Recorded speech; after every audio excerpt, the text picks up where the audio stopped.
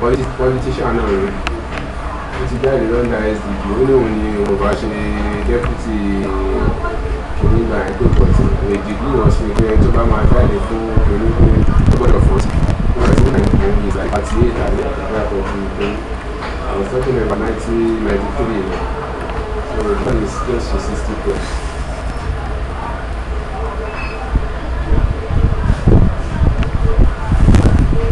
Deputy Abiola. Ẹ̀mọ̀ pé tó fà ní Deputy Abiola. No.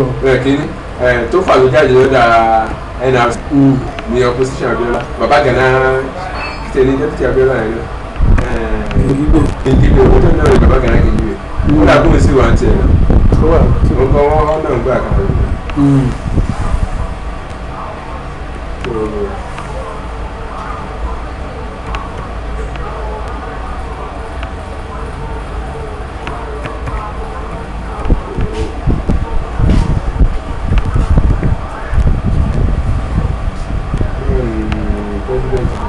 National president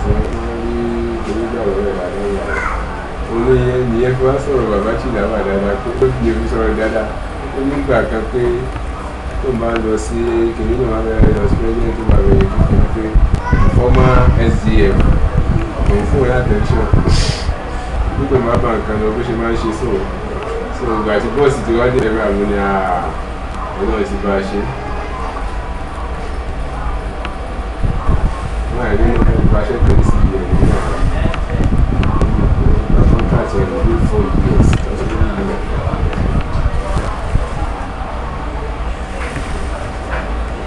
all this year, last year, 2 years ago. Then we had 2 years ago, I don't know, to be good. I should tell you, let's take that. Tí ẹ bá wà lórí ẹ̀ tí àwọn ẹ̀bá púpà tó yẹ pé kò tí ìyàwó so ìlú ìpínlẹ̀ wa.